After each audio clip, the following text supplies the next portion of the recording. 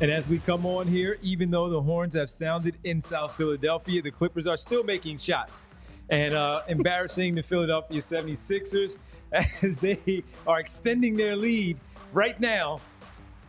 Just kidding. We had to have some fun a little bit after watching that one on a Sunday. Final score 125-98 in favor of the Los Angeles Clippers, extending their streak to 5 consecutive wins for them, improving to 11-7, while the Philadelphia 76ers snap their one-game win streak and fall to 3-13. Welcome to the PHLY Sixers Postgame Show. Alongside Rich Hoffman, I'm Devon Givens. Brianna is here with us as well. All of you in the chat. And our postgame show, as always, is brought to you by our good friends from Bet365. Download the Bet365 app. Use code PHLY365. When you sign up, whatever the moment, it's never ordinary at Bet365. Rich, that one was a fun one on a Sunday.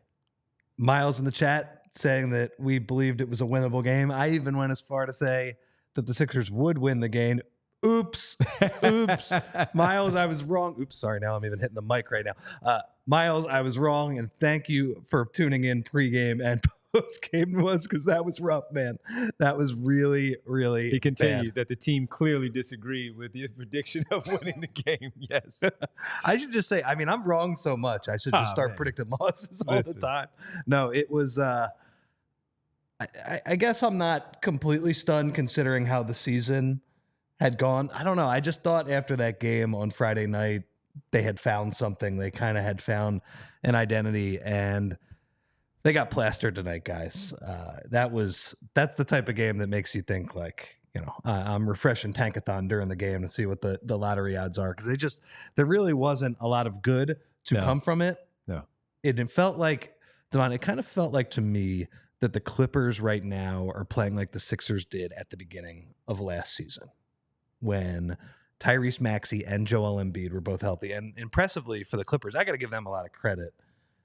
They're doing this without Kawhi Leonard. Who knows when they're going to get Kawhi back? Obviously, he's got knee issues as well. But they have Harden playing at a decent level, and they just have a bunch of dudes that are locked in and kind of playing on the same page in a way that the Sixers wings and the guys that the Sixers acquired this offseason are just not doing.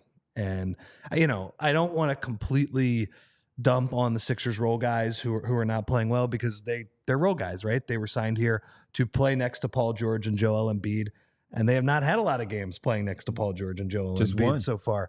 But it feels like they were that team, and it feels like, it's funny, we didn't mention in the pregame, the Clippers defense was really good tonight. It's been really good all year. Shout out to Jeff Van Gundy, one of my favorite announcers, who's back on an NBA bench for the first time in it's like 2 decades for him? Yeah. Pretty much. Mm-hmm. I know he coached the Rockets like 05, 06, those T-Mac Yao teams. They're playing a very cohesive brand of basketball right now. Chris Dunn was awesome, and the Sixers they're a mess. Like, Nick Nurse does not know how to handle this team right now, and some of that's on him. Some of that's just that the players are not very good and the pieces don't fit together. So that was a bummer. We'll get into why this team is struggling, what they can do better. Jared McCain, those guys moving forward. But yeah, that was a tough one for sure. Definitely was. Jeff Van Gundy, as you mentioned, a few years ago when the Sixers were doing their coaching search right before Glenn Rivers came to town, he was on my list. He was one that was sneaky. Hey, bring him back. I want to see what that guy does, Van Gundy, back here in Philadelphia with Embiid. Coach him hard. Feel like he could get through to he and Ben Simmons at that time. Big fan of Jeff Van Gundy, as you are, and he's doing a tremendous job as a defensive coach. Basically, the defensive coach with his assistant coach's role. He is the guy in charge of their defense, and they are doing a phenomenal job defensively, even with someone like James Harden heading up. But we saw that in Philadelphia where the Sixers defense was really good because of who was around him to allow the team to still be a good defensive team despite he and Maxey not having that reputation of being good defensive players. But when we do go into looking at this game tonight against the Los Angeles Clippers, that was an effortless win by the Los Angeles Clippers tonight. Yeah. Very, very easy for them. Didn't make them work at all. They didn't have to exert too much energy to get what they wanted to get offensively. Defensively, the Sixers were so overmatched because of who they are as a team. We talked about the length in the pregame show with how good they have it with Derrick Jones Jr. on the perimeter. They started Alex Coffey there also, another lengthy, Not Alex athletic. Coffey. I'm sorry. Alex Coffey's my girlfriend. Alex Coffey is the best. I'm thinking of.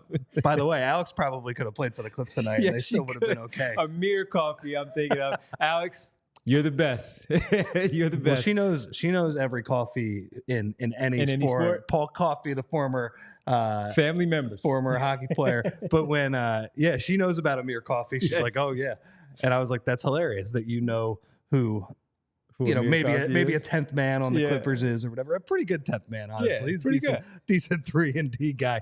Yeah, you're right. Alex was the best. So, Amir was good, but Alex was the best clearly. Yeah. But having him in the lineup with Derrick Jones Jr. and Zubac, and you already mentioned Chris Dunn and how good he was. Great. I mean, the fact that you put those three guys out there, Zubac on the back end, just get the rebound. And the Sixers had to work so hard to get those shots, get their opportunities, get their looks, where, again, it was effortless on both sides of the floor for the Los Angeles Clippers. After a few minutes in this game, despite the fact that we said that they could absolutely compete in this game against the Los Angeles Clippers, it was very, very obvious that they could not, and that this was going to get away from them very early, very quickly, and we would start this post-game show very early and very quickly because of the result of this particular game. They were just too small, and they needed to. A lot of people in the chat are saying that. They probably needed to right. start Andre Drummond for the reason of that. Now, the effort is going to be there from Yabusele all the time. You need the same effort that Yabusele gives from Andre Drummond to match the defensive and the rebounding efforts there on the end of the floor. And Rich, we were even talking about the second opportunities in the pregame show, and you saw that early, man. Zubac at one point he got an easy offensive rebound over Yabusele. He didn't really have to jump off the floor. Kelly Oubre was there trying to help Yabusele with that rebounding, but he just snatched it, kicked it back out, and they got a bucket that easily. And that's how simple it was for the Clippers tonight. So, again, the final score was 125-99. They lost this one by 26. It seemed like they were down by 46 in this particular game. If they played the starters the entire game, it would have been closer to a 46-point game loss. Obviously, the Clippers, I think Harden left the court with 3 minutes left in the third quarter. Yeah, it was. I mean, it was a pretty early hook. Yep. It wasn't one of those where Ty Lue played him the entire time. And, obviously McCain gets his points in the fourth quarter as the Clips have all of their bench guys in. And it just reminds me of the Sixers last year, right? How many times did Embiid play his entire third quarter stint? Maxey gets the reins for the beginning of the fourth quarter, and you don't need Joel because he gets to put his feet up because Tyrese and the bench unit takes you home. And that was what the Sixers were last year. That's not them right now, and it's not even close. And so a lot of people are talking about the lack of size on this team. And you mentioned playing Drummond, and I think that's part of it, in that Yabusele, who clearly knows what he's doing out on the court more than Drummond, knows how to rotate, all of those things, is just at a size deficit against somebody like Zubac. When you put Drummond in, then you risk kind of, all right, well, then you might get a ball thrown over your head for an alley-oop. You risk those type of things. Part of the reason that Yabusele is less viable as a center defensively is you're so small on the wing, man. You're so small on the wing. And I look back to Nick Nurse and his reputation as a great defensive coach, and he does all of these unique, aggressive type things. And it just goes back to me that his team in Toronto was not very good offensively, but they had a bunch of wings, a bunch of guys with crazy length that he sort of played into that stretch where, okay, we're going to get aggressive trapping the ball because we got Chris Boucher and we got OG Anunoby and we have all these guys that the Sixers do not have in terms of covering ground, wingspan, all of those things. And it just seems like he has no idea how to coach his team defensively. I thought Nurse was pretty bad tonight. There was one play, it was late in the second quarter, where Nico Batum, also a homecoming for Nico Batum, he had a cup of coffee here. And obviously the Sixers wanted him back, didn't come. Sixers certainly could use him this year because they need somebody who can make a three, make a pass, play a little defense, all of those things. There was size on the wing. And look, he was a part of that great start that we were talking about last year too. There were other guys. There was, Kelly Oubre forgot how to play basketball, I guess, over the past year. The play though, Sixers, they trap Harden which I thought they did way too much of tonight. Like, you have to make Harden a one-on-one scorer, but Nurse wanted to get the ball out of his hands, throws a little slip pass to Zubac, and Zubac just has a wide open kick to the corner on the weak side. And if you're going to play that aggressive trapping defense, your rotations on the backside have to be on point. And especially with this Sixers team that doesn't have a lot of great length, they got like Caleb Martin who could play that scheme a little bit, I think. You have to be 100% in sync. You have to be moving with the ball. You have to be moving with your three other teammates. And they're just not doing that. And it just feels like he doesn't know how to coach this roster right now. And that's the better side of the ball. The defense is the better side of the ball right now. So that was a really tough watch. And I thought the lack of size on the wing and also just Nick Nurse's schemes, they weren't very good tonight. They needed to make Harden a one-on-one scorer. And of course, they foul him 3 times on 3-point shots. That's losing basketball. Now, in fairness, one of those was BS. I have no idea how Tony Brothers. That was the Yabu one. How Tony Brothers looked at that and said, that was Maxey fouled him. That fouled him. Quote. And I'm sorry. Yes, that one. Yeah. And Yabu just put his feet in front of him, and it was great defense. But you got to know he's going to jump into you like that. It was a frustrating watch, even with the bad Tony Brothers call. Which of course you're going to get a bad Tony Brothers call. Like, come on, what are we doing here? So that was a tough watch. Tonight, this was, I think, primarily a defensive loss, and that's the better side of the ball for these guys right now. So that's tough. And when it's a defensive loss like that, where you feel like you're doing whatever the scheme was, as you just mentioned, they wanted to get the ball out of Harden's hands. When you do everything that you're supposed to do defensively to get the ball out of the best player's hands, and everyone else is still getting relatively easy looks from 3, from driving lanes to get to the basket, that's deflating. Even for a professional basketball team, it's deflating. What else are we supposed to do? What am I supposed to do here? Because everything that you have asked us to do as the coaching staff, we're doing it, and they're just destroying us in those particular areas of the floor. So when you go back on the offensive end, and then it's a struggle there because you really only have 2 offensive players in Maxey and McCain. They're dealing with length. And as they eventually try to get away from those 2, they're still kind of stonewalled or not making their open shots. And now there's a rebound, and they're going the other way in transition to get an opportunity for a transition bucket for the Los Angeles Clippers. It can get away fast. They knew that it could get away from them fast, and it was deflating. You could see it even in their body language as they tried to find a way to get some positive looks on the offensive end and continue to play the defense that they were asked to do by the coaching staff. It just didn't matter. And once that happened, and you saw this game get, and look, I'll give them this much credit. They were down double digits pretty early, but they kept fighting, they kept chipping away. The only problem was when they had the opportunities on the other end to maybe cut into it. Typically when you're a double-digit deficit like that and you're going into the halftime, you want to try to get that to 9 or 8 points to get right under double digits so you can feel good about yourself coming out. They missed a couple of shots. They had an opportunity there at the end that might have gotten them to that point of being in single digits. The problem was when they came out of, and again, I give them credit for that because they did not quit. But as soon as the third quarter starts, which has been their big problem, their big black hole for the 76ers this season, the Clippers go on a 7-0 run immediately really to start third quarter, timeout Nick Nurse, and it was done. It was over with. So that was the game tonight. That was the team tonight. As much as we wanted to give them credit and take away from the Clippers because we thought it might have been a winnable game, playing off of what they did on Friday night over the Brooklyn Nets, we knew the teams were completely different. Clippers are better than the Nets.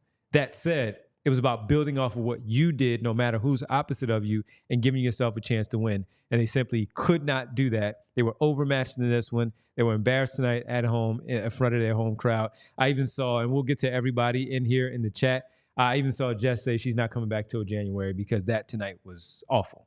It was awful. It was really bad. Let me ask you a question. Mm-hmm. How much blame are you putting on Daryl Morey for this mess? I mean, part of the issue is, like you said, it's a little bit out of Nick Nurse's hands. We all championed everything that he did this offseason because it was going to look the way it was going to look with the 3 All-Stars out there on the floor. We've only saw them together for 6 minutes.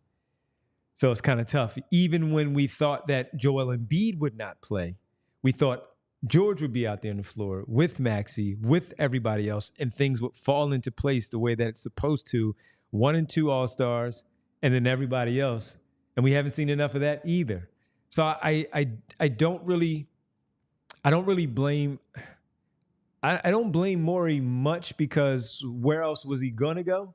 Who else was he gonna bring in with the money that he had? And he did what we wanted him to do, which was go out there and get a starting level All-Star caliber wing and come in here and give them another chance to be an Eastern Conference contender. Those guys haven't been on the floor.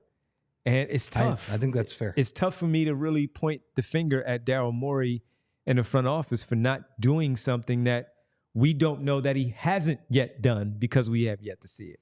The Stars, again, have just been so disappointing. It's built around them. And they're giving, that's it.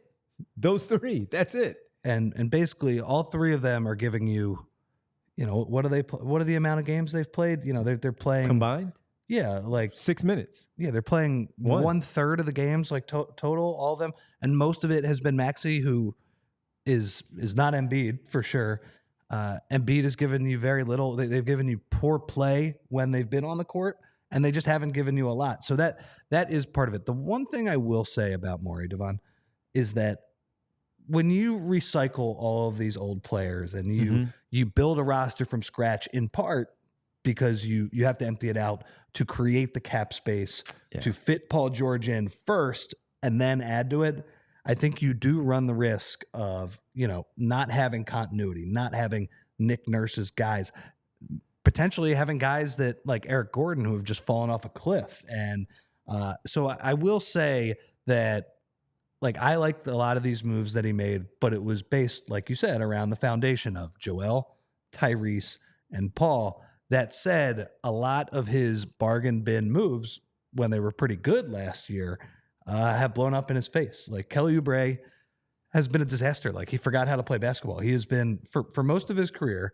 Kelly Oubre has been a losing basketball player. And last year, that was one of the cool stories of the season, right? Because he gave you something. He found a niche on this team as a cutter. I mean, he's playing Space Cadet basketball right now. It's just, he's just bad on both ends of the court. And I don't really know what to do with that. Then you have Eric Gordon, who is completely washed up. You have Kyle Lowry, who is, he's washed up too. Like, again, Devon, if we default to he is a 10-minute player, a 15-game player, like, that's not somebody you can rely on at this point. It's just, it's been a really bad situation. I mean, Drummond has been a disappointment as well. So these moves they haven't gone great. And I liked a lot of these moves at the time, but I guess my point is maybe I should have liked them less is the point. It's not one of those things that's fair. I'm not backtracking on it and saying it was completely obvious at the time that these guys all were going to blow up in Morey's face, but it's clear that he whiffed on a lot of these moves, and you just got to hope he does a better job in future years. Were there other types? Are you looking more younger at that point? Are you looking for something younger overall? Yeah, I mean, well, Chris Dunn's a perfect example. What did he sign? He signed like a 2-year deal for maybe it was like a 3-year deal, like $5 years. million, Yeah. right? That guy, that is a gettable player. And frankly, if Nick Nurse is going to want to play super aggressive defense and you're going to have a guard like Tyrese Maxey, you're going to want other Pitbull type defenders or whatever. I think Caleb Martin is an example of somebody who I think would be so much better if those guys Joel are and back. PG were here instead of just doing these kamikaze drives to the rim where he's just crashing and he's twisting in air. It's it has that not stuff been, has value with the other guys on the floor, not this way, because then you give yourself a real odd man advantage on the other end when you miss. And while he will hustle to get back, it's typically going to be a 4-on-3, 5-on-4 situation while you're trying to get back into it because of something like that. So I agree with you. Well, and to kind of wrap up the point before we get to our ad break here, it's just that you don't get a great game from Jared McCain tonight, and that's okay. I thought the Clippers deserved a lot of credit. You kind of saw why they're a top 5 defensive team. He's a kid. He had 7 straight games with 20-plus points, and those were, for the most part, not just 20-point games, but awesome 20-point games where he's providing a huge offensive impact. He's playing winning basketball. He struggled tonight, and that's okay. He's going to learn from it.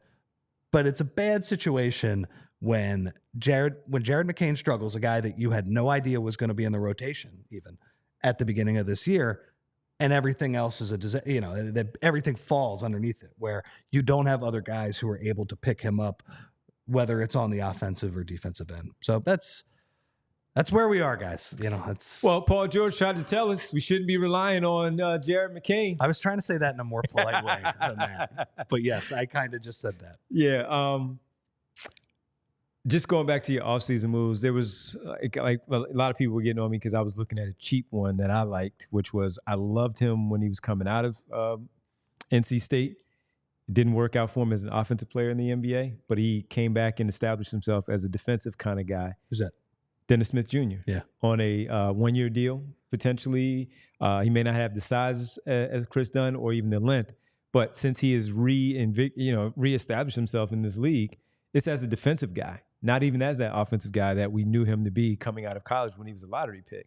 And that was one that I looked at on a cheap deal, and I kept trying to push that one. Not to say that I was right at the time, and I'm not necessarily right now, but to your point of if the 6'4", 6'5" person wasn't out there, but Chris Dunn and someone like Dennis Smith Jr., who will now take pride in that type of defensive effort, yeah, you go out there and you try to get that guy. And I don't know if that's maybe making sure that Reggie Jackson is not on the team because Dennis Smith Jr. has that spot or someone else. But that was the only reason I asked for it, and that was because of the defensive prowess that he now brings to the table as an NBA player. It would be nice if they had a couple more dogs that were willing to get grimy on the defensive end and bring you that effort every night. And Devon, the other thing too is if you're going to be small like the Sixers are, you got to be able to make threes. And they're, besides Orlando, I haven't checked the stats the last few days, they're the worst three-point shooting team in the league. And I understand, maybe you can attribute a couple of those points to,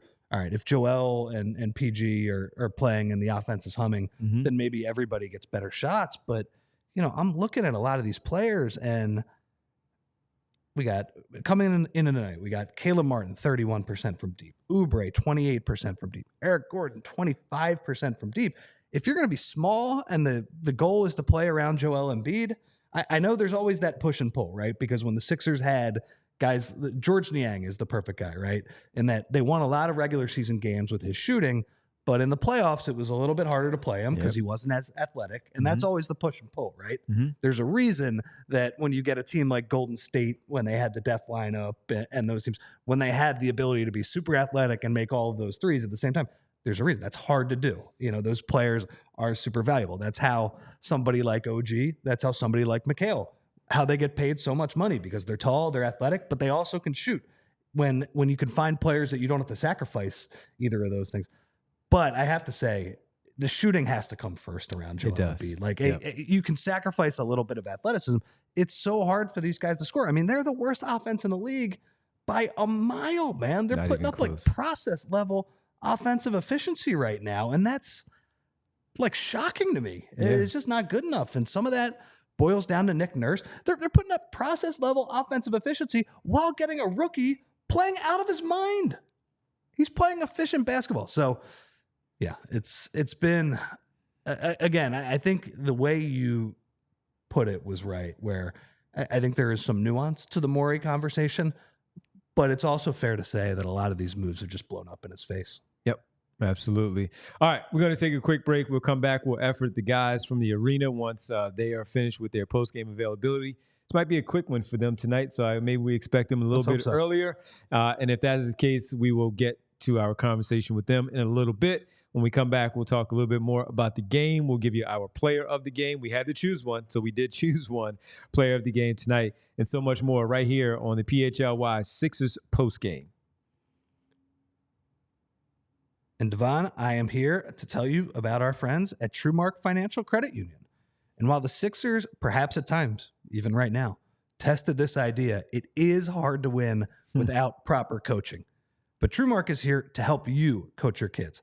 Just not in sports. You have to do that elsewhere. Sign them up for a T-ball team or use soccer or something like that. But if you've got kids, TrueMark has the ultimate playbook for teaching financial responsibility with a free Greenlight account. The Greenlight app is changing the game, helping kids and teens learn how to earn, save, and spend wisely.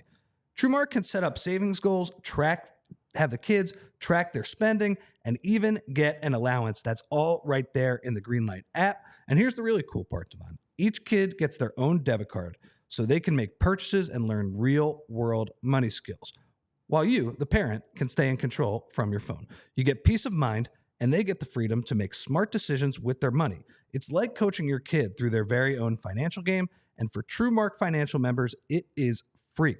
With the holidays around the corner, now is the perfect time to introduce your kids to Greenlight. Get signed up today and visit truemark.com/greenlight for more information. And I have to tell you about Glatt. Glatt Hair Restoration, teaming up with the Morgenstern Center for Orbital and Facial Plastic Surgery. They welcome in the Glatt group to the practice, and they have teamed up to continue the great and valuable service that Dr. Glatt has done for so many years. The relationship from Morgenstern and Glatt, they're going to keep that one going together. And John Marks is a true advocate, and excited to have Johnny here marketing the campaign for our team here just as much as he is there. And look, Glatt Hair Restoration is under the direction of renowned plastic surgeon Dr. Ken Morgenstern because of, again, their great relationship. So he wanted to make sure that he kept it going. So when you want to know something good about them, we'll tell you about the same peerless approach, the same expert care, same unmatched Glatt system, state-of-the-art location, and the stellar results as well. Here's what you also get with leading-edge treatments for prevention and restoration, including laser light therapy, non-invasive TED treatments, the vitamin supplementation, PRP, and stem cell restoration, hair restoration surgery as well. And each patient receives a complimentary one-on-one consultation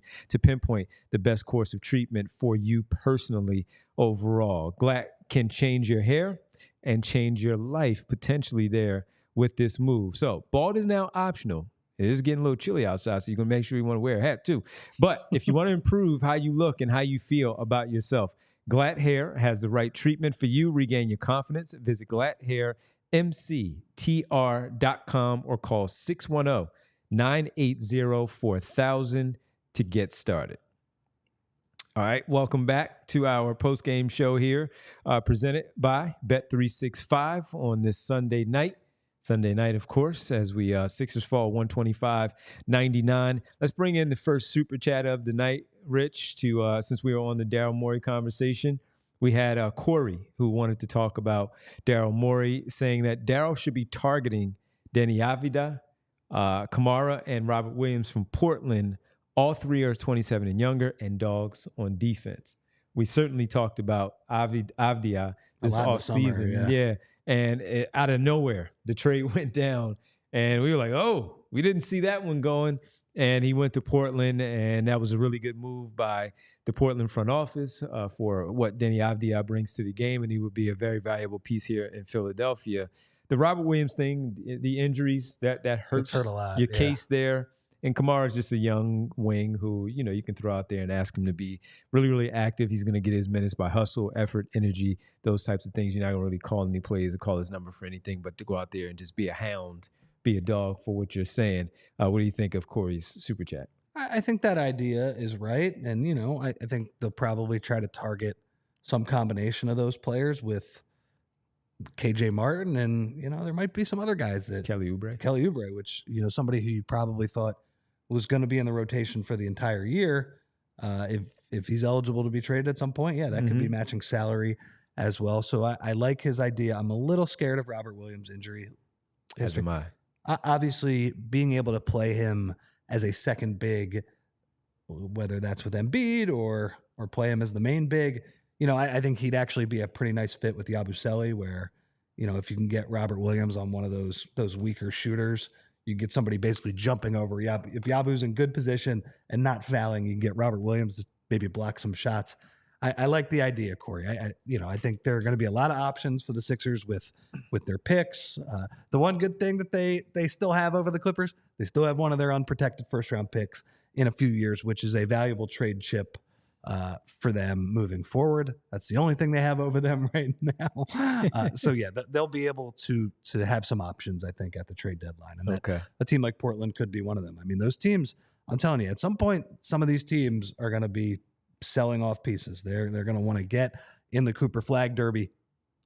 The only thing is, unless Joel gets a little healthier, maybe the Sixers are going to be in the Cooper Flag Derby. They keep playing like this. Top 6 protected, right? Yeah, and the thing about it, Devon, is that if they were to get to that point, they would have to really start tanking, because the way the lottery works now, you have to be one of the 2 worst teams to ensure that you have a top 6 protected pick. So that's kind of the situation right now.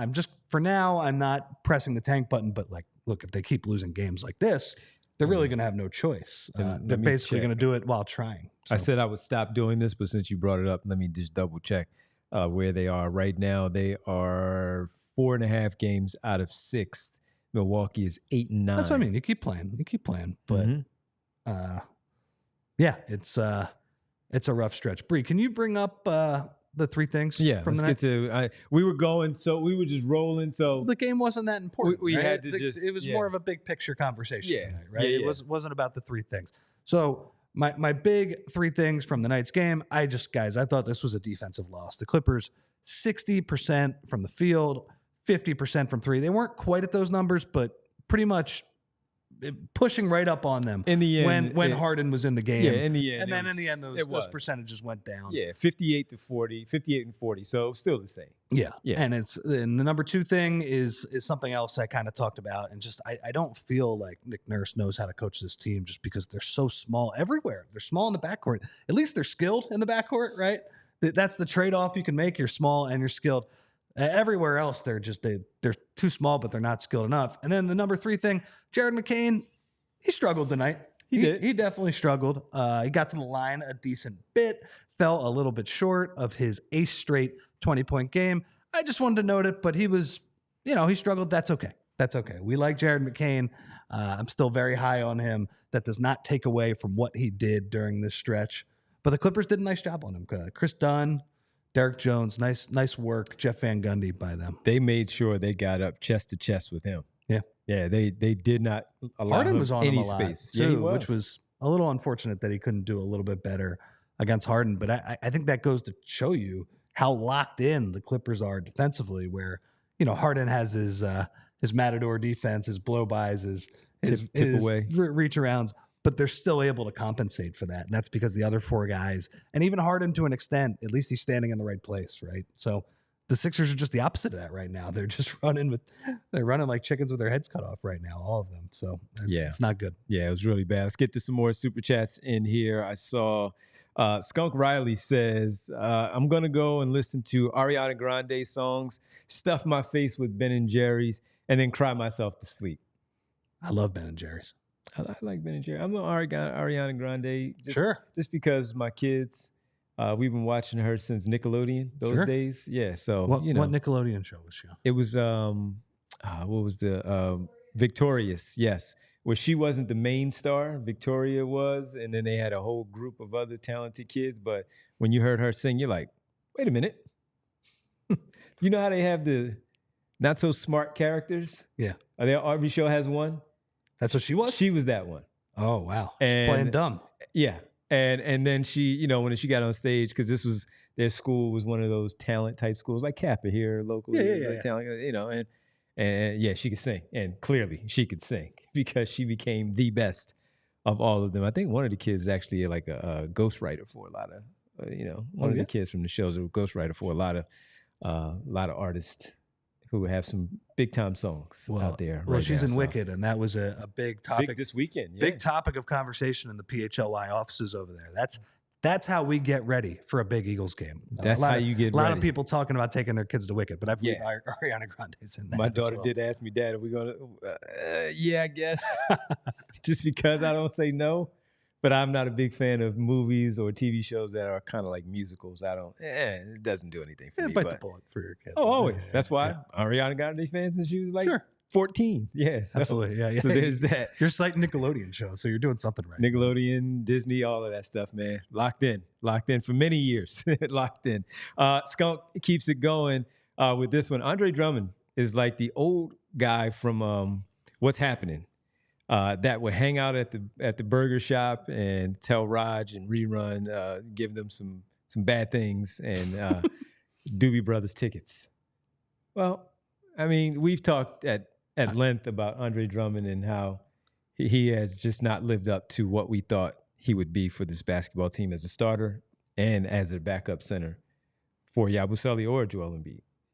I mean, I just think the rebounding is the most disappointing thing. Like I felt like he was a much more impactful rebounder, not only with the Sixers a couple years ago, and maybe that is just a function of playing, 12, 14 minutes a game because you have Joel kicking butt in those other minutes. You're solely playing against backups.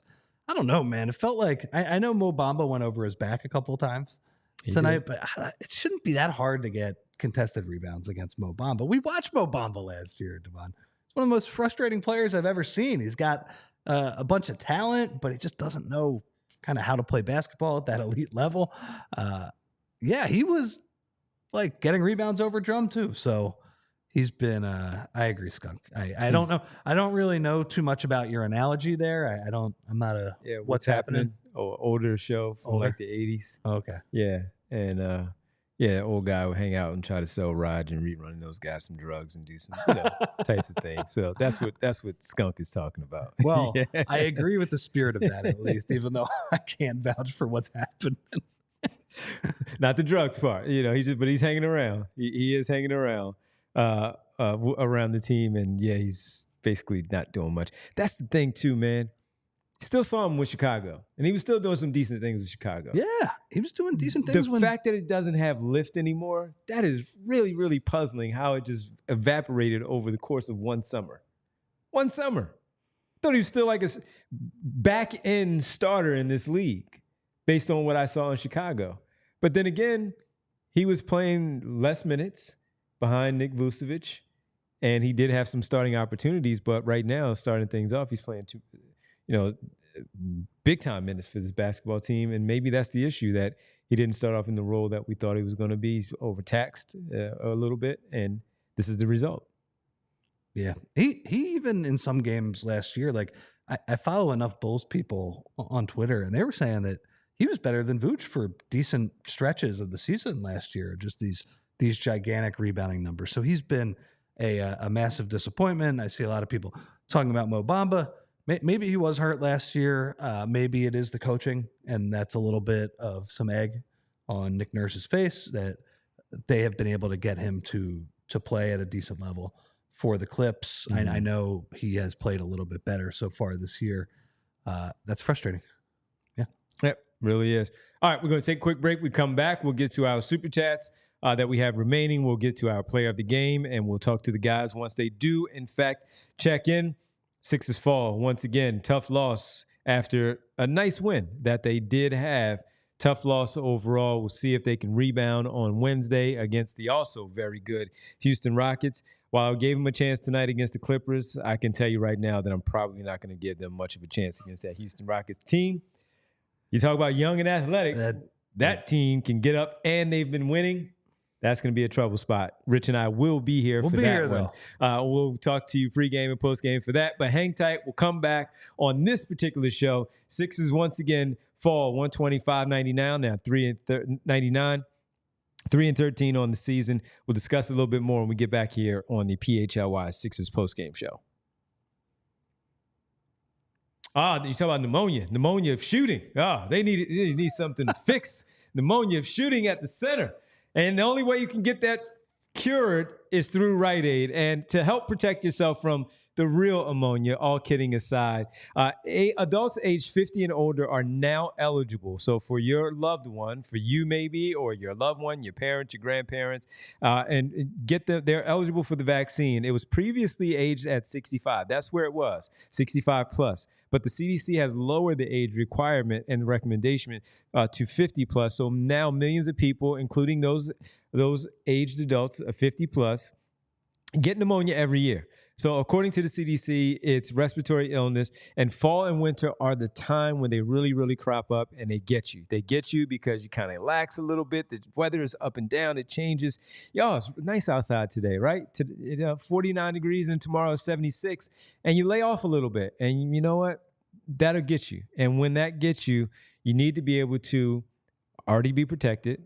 and get the vaccine early so you don't run into that problem, especially with the holidays coming up and you don't want to be sick around your other loved ones. Some people who get pneumonia have mild symptoms, but others, they experience serious complications that, as we all know, can be very, very troubling for you and your family. The vaccine is one of the best ways to help keep yourself healthy. It's usually no cost with your insurance. So take advantage of that. Getting vaccinated is easy. Just walk into your local Rite Aid or schedule online at riteaid.com. If you're unsure of what vaccines you may need, just ask the pharmacist for a personal recommendation. Stop by your local Rite Aid today. And Devon, let's talk about our friends at Coors Light. And if there were ever a time to choose chill, it would be right now, because that game was awful. You got an Eagles game going on over there. Eagles driving to try and take the lead back. Why not just sit down and enjoy it with a little bit of Coors Light with your friends? I mean, Coors Light is cold lagered, cold filtered, and cold packaged for a smoother finish. It is the perfect beer to drink at a sporting event, at a bar, on your couch. Just choose chill. Just, take a step back from that frustrating Sixers game. Have a Coors Light. Make the most of the times that you have to choose chill. Choose Coors Light and get Coors Light delivered straight to your door with Instacart by going to CoorsLight.com/PHLY basketball. Celebrate responsibly. Coors Light Brewing Company, Golden, Colorado. Welcome back to the PHLY postgame show, Sixers postgame show presented by Bet365. A lot of choosing chill tonight. You can transition right from the Sixers to the Birds, as Rich talked about, to kind of, get yourself away. Well, hang with us, though. We got a post-game show here to run, and we love talking with all of you. So let's get to, as much as we talked about all the bad things, it wasn't great, but we do have to acknowledge a player of the game, and the player of the game tonight for us was Tyrese Maxey. 17 points. He made 3 of 6 from beyond, got to the free throw line 4 times, made all 4. He did have 4 assists. The issue was, of course, the defense was tough, 5 for 13 from the floor overall. He only coughed the ball up once. But the defense was really good. They really loaded up in trying to stop him and slow down. The loading up was, hey, we're going to throw that extra look at Tyrese Maxey. We can single cover Jared McCain with the defenders that we have. But Maxey, out of everyone, the Sixers only had 3 players scoring double figures. He was one of them. Jared McCain had 18. His was late and meaningless. But hey, the kid, is not all on him. But Maxey was our choice for player of the game. Couple nice step back jumpers. There was one poor play by him where he took kind of a bad runner into the paint. One of my least favorite Maxey plays is when he takes a bad runner, doesn't get the foul, falls into the first row, and then, of course, on the other end, you have a 5-on-4 situation that usually doesn't end well. In this case, it ended in a Derrick Jones Jr. made 3-pointer.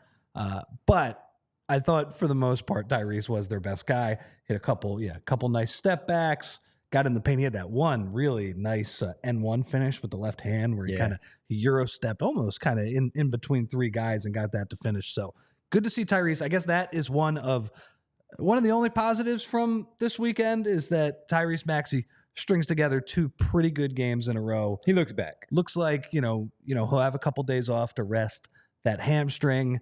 So Wednesday night, I would imagine he's ready to play a bunch of minutes and soak up a bunch of offensive possessions. So I would say, that is the big bright spot from this weekend, as much as you can take a bright spot from this game. We'll get to our Rothman winner of the week a little bit later, let you know who that is. Let's get to our super chats here. The chat is active too, man. I saw you peeking at it. I was peeking at it. Chat is active. I appreciate it. Chat is active. Bernard McCoy, poor rebounding takes the soul out of a team. Nick Nurse should have started Drummond. Yabu is not a center. It will look like this every time. Poor job, Nick Nurse. All caps by Bernard. Thanks, Bernard. We appreciate it, Bernard, as always. Wouldn't have made much of a difference, but yes, to really get after the rebounding early, maybe having that extra size out there would have helped. But we don't know, because when we did see Drummond in there, it didn't make much of a difference. And that is the thing when we talk about Nurse and the team struggling. Kyle wrote this comment in his recap, which you can read at allphly.com, is that it's a rough situation when you find yourself saying, man, this is a weird lineup. I'm not sure if I would play this. And there were a couple without Maxey or McCain on the floor When you say that 30 to 40% of the time, I think that tends to mean that your roster doesn't make a ton of sense. We saw at one point, Nick, he tried Yabu and Drummond together. So, yeah, I think. But here's the thing, Bernard. Over the past 2 games without Embiid, they have won by, or they didn't win against Cleveland, but they were very competitive against Cleveland. And then they won the other night, primarily by spreading the floor with Yabu at the 5. So I do kind of understand why he did that. It did not work against this Clippers team, that is for sure. Maybe Drummond would have been a better option, but they're both pretty bad options. Yep, absolutely. Keep it going there in the super chats with Holy Cannoli checking in. In hindsight, do you think the Sixers should have gone for depth instead of going top heavy with perpetually injured Paul George? And this is something that we talked about a ton last year. A lot, whether it was trading for someone like Brandon Ingram, but you would have to give up the assets. Going into the offseason with both Joel and Tyrese Maxey as the lead guys, but then you go and sign some depth players like Cannoli talked about. Some of them I'm drawing a blank right now on those as far as the free agents this offseason that we were discussing, but there were some decent ones, and it's easy to say that now because George is injured and we haven't seen a lot of him yet. The problem is when I talked about depth, Caleb Martin was somebody I was kind of interested in signing, and they were able to get him anyway, right? And that was kind of one of the cool things about, I remember you and Derek did the live reaction pod. It was on a Saturday morning when that news came out. And that was like one of our biggest shows because people were excited that was like the last one of the big names to kind of cap off the really good offseason. People were shocked that they were able to get him. So, who's that? Cannoli? Holy Cannoli, yeah. Yeah, I get it. It was something that I thought was a decent option. It just was not a great free agent class. And this is one of the downsides of building through free agency. It's just hard to put a roster like this together. You definitely have to hit on lower spend type players, right? Sure. Lower cap hits. Guys, I mean, Paul George, it's been a disaster so far. So I understand why there would be some regret there.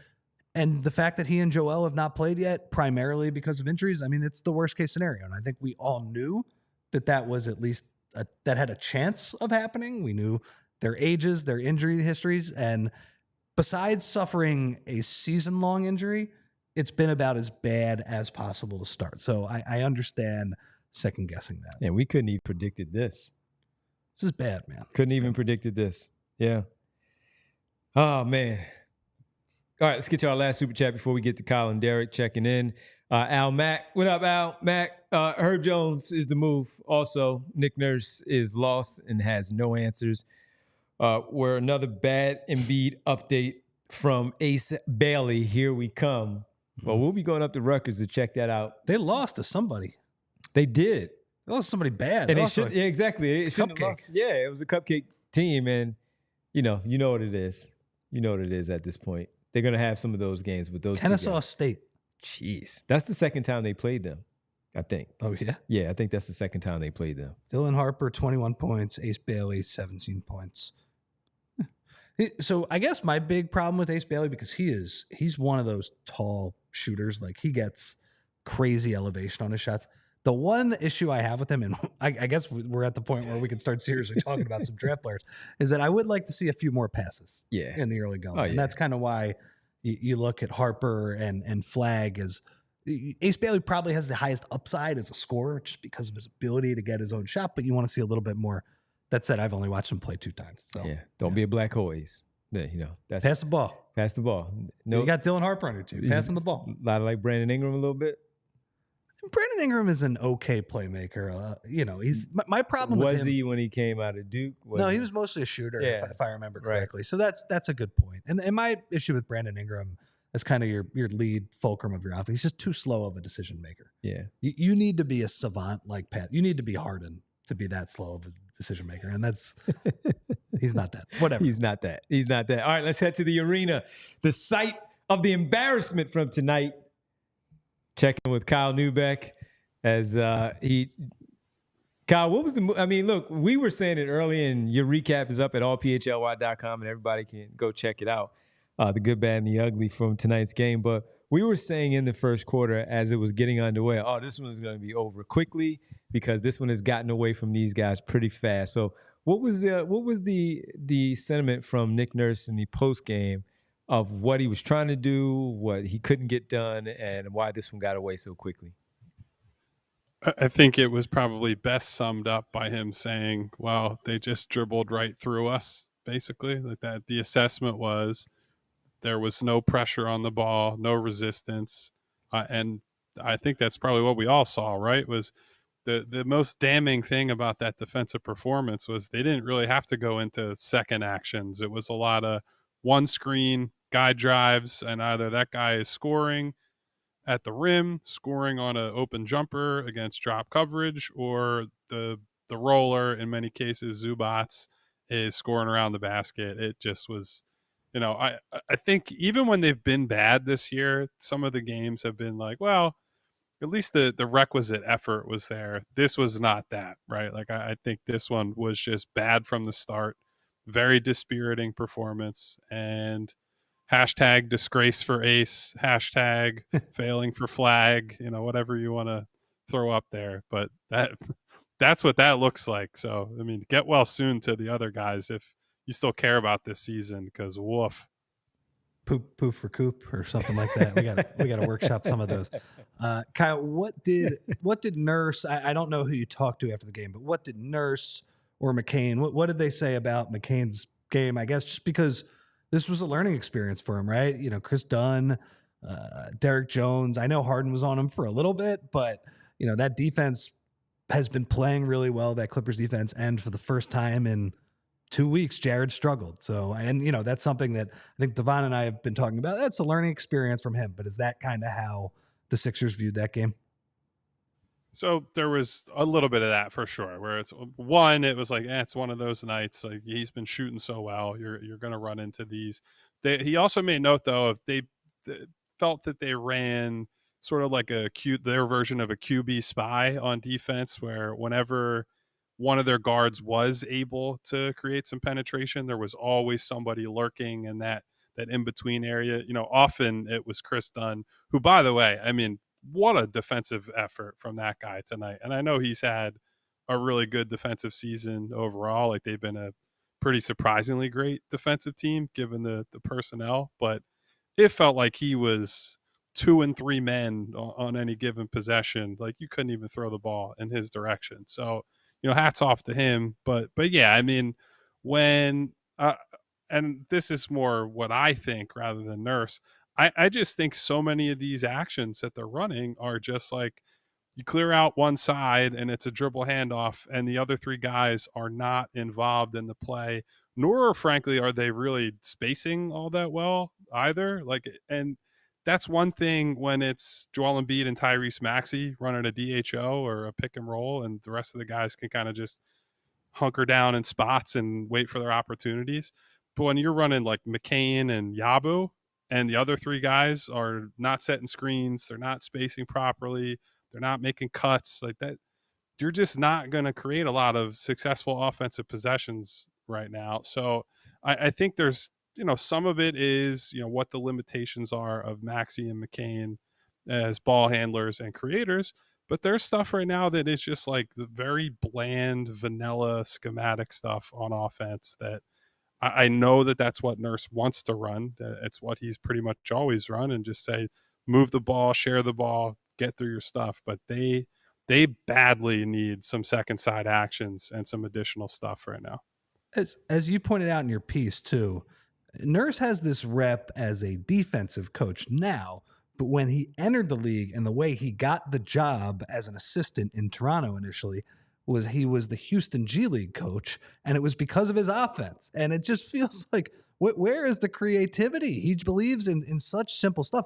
I'll give you one example too, Kyle. Like, does he like off-ball actions? I know even the stuff last year that worked, it was a lot of DHO with Embiid and Maxey. Like, you have a guy in Jared McCain who's a pretty crazy shooter and a pretty versatile shooter.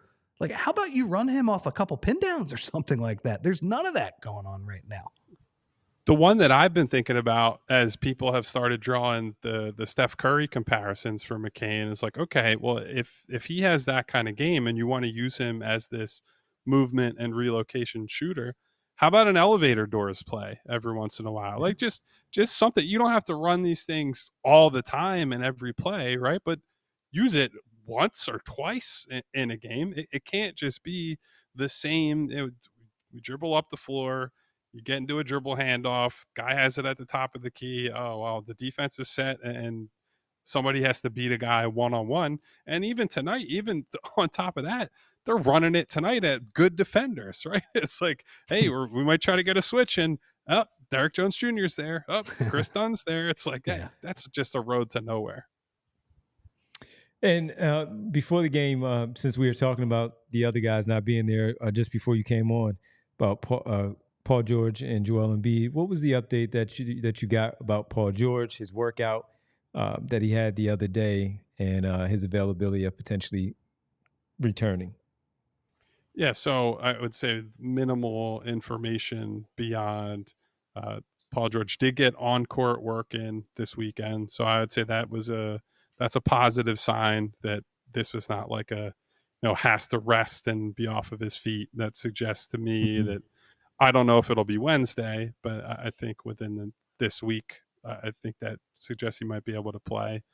Much less information on Embiid, where Nurse said he had talked to him earlier today, maybe yesterday, but the update was basically just, swelling had subsided some, but no real indication of whether he's able to get any workouts in or anything like that. So as always with Joel, a ton of clarity on where he's at physically right now. He was on the bench though tonight versus not being on the bench the other night. So that was good to see.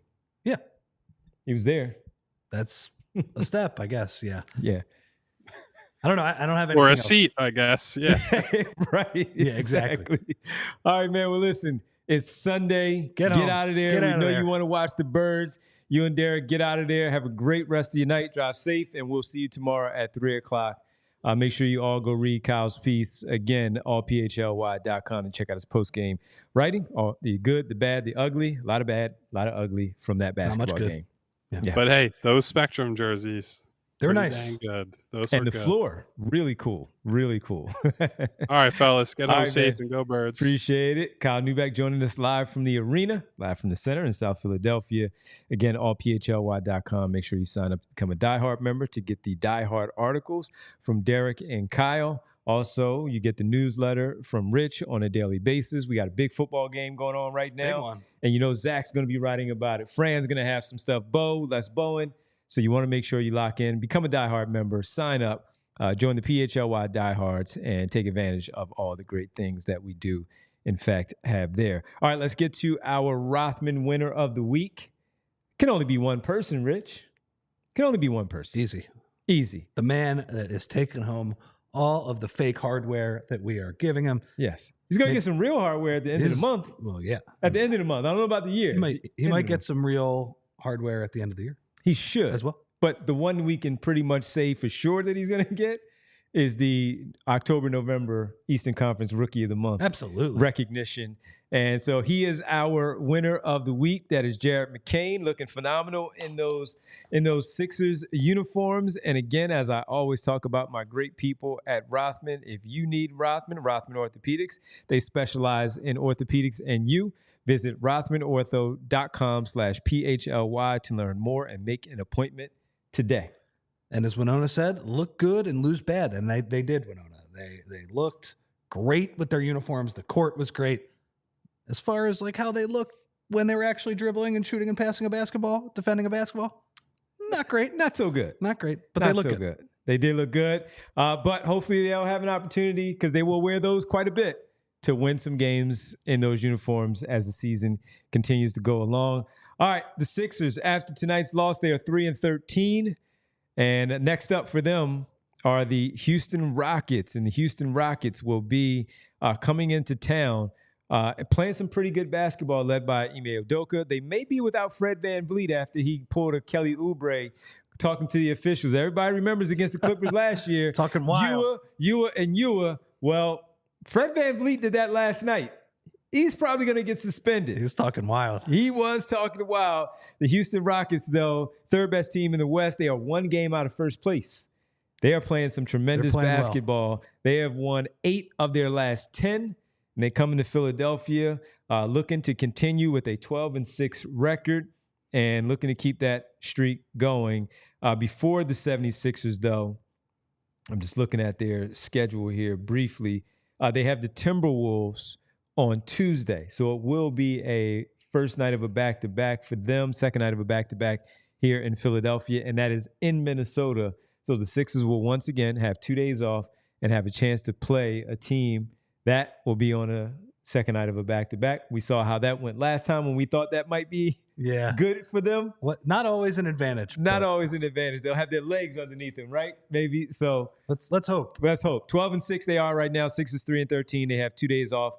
They need this break to kind of heal up and get in the gym for maybe 1 day of practice time, maybe 2 days of practice time. Usually when you get 2 days and you're at home, you know, in between home games, that's one of the rare times during an NBA season where you can have one hard practice. Yes. So hopefully one hard practice. Hopefully Nick Nurse will install some actual creative offensive plays during that time. Yes. All right. Well, that'll do it for us. And before we step away, you know we have to get to our world famous roll call. All right, let's start off. We had a lot of folks in here tonight. We start off with Eric Wetzel. What up, E? We appreciate it. PHLY, Winona, Jess. Hey, Jess. X-Man. X. They got a problem. What up, X? JS, Sid, Val Host. Hey, Val. Nas, Rich P. What up, Rich? Kyle Wright. What up, Kyle? Adam Baum. Interesting one. Adam Baum. That's a pretty good name there. Al Mack, what up, Al? Bernard McCoy, Spiral Out, SB Cole, what up, SB? Maybe Jared McCain will get an SB award at the end of the season for being the rookie of the year. We'll see how that one goes. SB Cole can present it to him in Los Angeles. Miles Johnson, Noob, what up, Noob? Sandman, bring me a dream. I dream that the Sixers will win a basketball game and get another streak going. Me too, man. Me too. Wrong 1, 2, 3. Arnold Babber. Fusion, Tom Jackson. Is that the ESPN Tom Jackson? With Boomer. Yeah. Look at that. Hey, watching the show. Thank you, Tom. We appreciate it. TJ. Vegas Dev, Brandon Stavish, JT. What up, JT? Yo Quan. What up, Yo Quan? Sandman. Again, I said that one already. Lane Bruno. Jarrell, Bab, Mango, Gango, Dominic. What up, Dom? Brett Norton, Joe Schmo, Igavini. What up, Igavini? Wilt, Pleasure, and Vic. Our super chats, Bernard McCoy, Skunk Riley, Holy Cannoli, Corey, Al Mack. Thank you, everybody. We really appreciate it. We got to say thank you to our presenting sponsor. Once again, Bet365. Download the Bet365 app. Use code PHLY365 when you sign up. Whenever the moment, it's never ordinary. Bet365, and you must be 21 plus and physically located in Pennsylvania. If you or someone you know has a gambling problem and wants help, call or text 1-800-GAMBLER. Rich, you and I will be back on Wednesday. We'll be back on Wednesday. Houston Devon. Rockets. Are you doing double duty that day? Or I am. I think we're at Reading Terminal earlier in the day. Is that right? Our show's not at Reading Terminal, right? No, that'd be too late. We're here. They'd have to keep the place open. We're here for a 10 o'clock show. We will be here. Hopefully the Sixers will be here with a better performance, some more positive things. By the way, as poorly as they are playing, guys, I do have some optimism. It'll be better than this, I would guess. Okay. Well, Rich will be talking about the Birds on Wednesday and the Sixers. Double duty. And right now, Rich. A.J. Brown, touchdown. 13-7. 13-7. Birds got in there. Okay. I'm looking at ESPN, so it's a little bit slow on the update. But I saw that they were in the red zone, and the beauty of that is they get the ball back. All right. Well, they got to get stopped. There's 90 seconds left. Everybody, seconds. Thank you for tuning in. Go watch the rest of the Birds game. Go watch the game. And like and subscribe. And when you do, you get the bell icon to alert you that the show is on its way. And when you do, turn this on. We'll be back tomorrow with the gang, Derek and Kyle and Bree. Thank you, Bree. Production excellence. As always, I'm Devon. We'll see you tomorrow at 3 right here on the PHLY Sixers podcast. Good night. We all silly like the mayor.